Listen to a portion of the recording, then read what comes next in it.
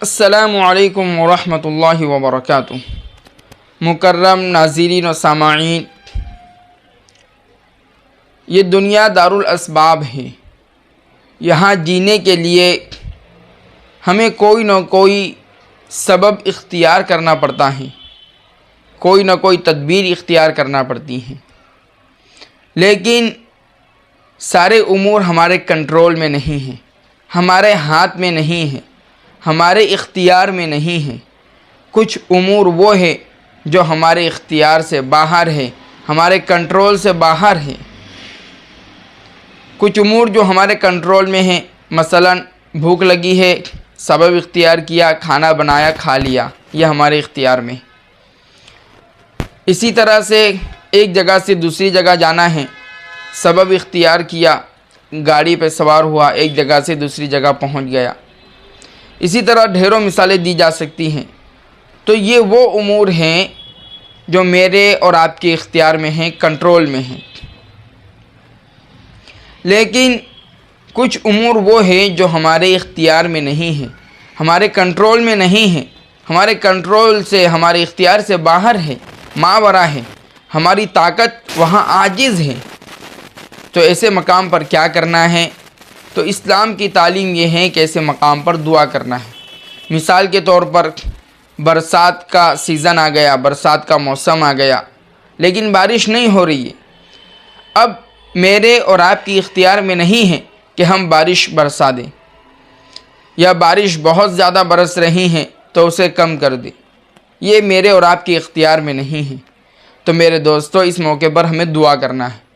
ایک دوسرا امور لے لیجئے کہ ٹھنڈ کا سیزن چل رہا ہے، ٹھنڈ کا موسم ہے، بہت زیادہ ٹھنڈی پڑنے لگے، تو میرے اور آپ کی اختیار میں نہیں ہے کہ ہم اس ٹھنڈی کو کم کر دیں یا زیادہ کر دیں، یہ ہمارے اختیار میں نہیں ہے۔ اس موقع پر ہمیں دعا کرنا ہے۔ میرے دوستو، یہ دعا اور تدبیر، یہ دو چیزیں ہیں۔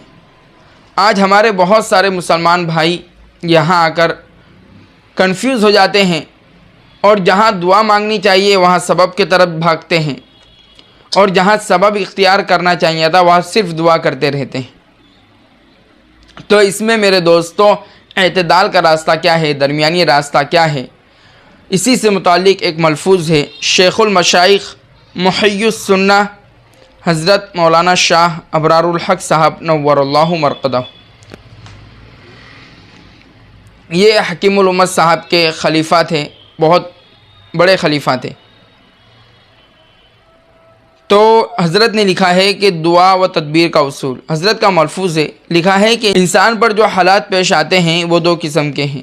ایک وہ جن کا دفع کرنا انسان کے اختیار میں ہے، دوسرے وہ جن کا دفع کرنا انسان کے اختیار میں نہیں ہے۔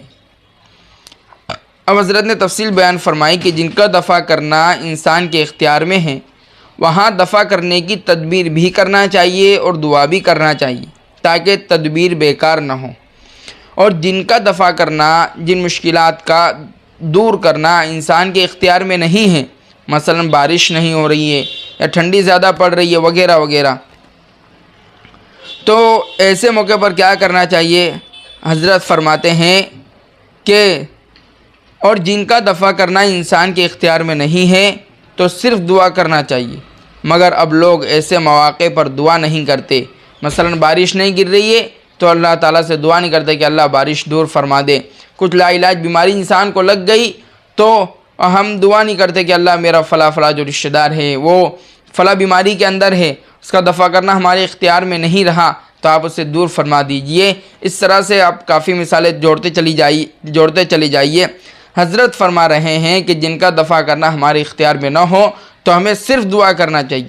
آگے بڑے تأسف اور افسوس سے فرمایا کہ مگر اب لوگ ایسے مواقع پر دعا نہیں کرتے، حالانکہ یہاں زیادہ دعا کرنا چاہیے، کیونکہ تدبیر تو ہے ہی نہیں، صرف دعا ہی کے ذریعے اس کو دور کیا جا سکتا ہے۔ جیسے بارش ہو تو اس کو روکنا انسان کے اختیار میں نہیں ہے، لہٰذا یہاں صرف دعا کی جا سکتی ہے۔ بہرحال تو تدبیر بھی اختیار کرنا ہے تو ساتھ میں دعا بھی کرنا ہے، تاکہ اس تدبیر کے اندر تاثیر اللہ تبارک و تعالی عطا فرما دے۔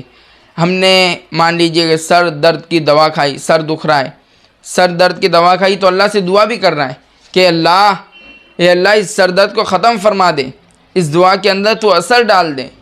اسی طرح سے ہم نے کہیں پر دکان کھولی کہ بھائی اس کے ذریعے ایک ذریعہ ہے، ایک سبب، ایک تدبیر اختیار کی روزی کمانے کے لیے، تب اسی پر نہیں بیٹھ جانا ہے کہ یہ اب روزی آنا چالو ہو جائے گی، نہیں، بلکہ اللہ تبارک و تعالیٰ سے مجھے اور آپ کو دعا بھی کرنا ہے کہ اللہ سبب اختیار کرنے کا حکم آپ نے دیا ہے، تیرے نبی کا بتایا ہوا ہے، لہٰذا یہ اللہ اس دکان کے اندر برکت عطا فرما دے، اس دکان کے ذریعے سے میری زندگی خوش و خرم گزرے، ایسے فیصلے فرما دے۔ بہرحال اس طرح کی دعا کرنی چاہیے۔ اسی طرح سے انسان ایک جگہ سے دوسری جگہ جا رہا ہے تو اللہ تعالیٰ سے دعا کرے کہ اللہ سبب تو میں نے اختیار کر لیا، لیکن صحیح سلامت پہنچانا یہ اب آپ کے ذمے ہے، میں آپ کے ذمے ڈالتا ہوں کہ اللہ اب مجھے صحیح سلامت میری منزل مقصود تک پہنچا دیجیے۔ بہرحال کہنے کا منشا یہ ہے کہ جہاں سبب اختیار کرنے کا حکم ہے وہاں سبب بھی اختیار کرنا ہے اور دعا بھی کرنا ہے، اور جو امور ہمارے اختیار میں نہیں، ہمارے کنٹرول میں نہیں ہیں، وہاں صرف دعا کرنا ہے اور اللہ تبارک و تعالیٰ کے سامنے رونا اور گڑگڑانا ہے۔ تو یہاں تک تو دوستو ایک ملفوظ تھا۔ اب آگے میں چند باتیں ذکر کر رہا ہوں، امید کرتا ہوں یہ باتوں سے آپ اتفاق رکھتے ہوں گے۔ لکھا ہے کہ افسوس اکثر اولاد پہلے بوڑھے والدین کی طبیعت خراب ہونے پر علاج کا سوچتی تھی۔ لکھا ہے کہ افسوس سے لکھا ہے کہ پہلے زمانے میں جب والدین بیمار پڑ جاتے تھے تو اولاد ان کی دوا دارو کا علاج کا سوچتی تھی کہ ان کو کہاں علاج کرانا ہے، کیا ہے۔ لیکن آگے لکھتے ہیں کہ اور ہمارے زمانے میں اور اب جائیداد کا سوچتی ہے کہ کس کو کیا ملے گا، کس کو کتنا دینا ہے۔ دوسری بات بہت پیاری لکھی ہے دوستو، لکھا ہے کہ پرچھائی قد سے اور باتیں اوقات سے بڑی ہونے لگے تو سمجھ لینا سورج ڈوبنے والا ہے۔ میرے دوستو، اگر ویڈیو پسند آئی ہو تو ویڈیو کو لائک ضرور کریں۔ السلام علیکم ورحمۃ اللہ وبرکاتہ۔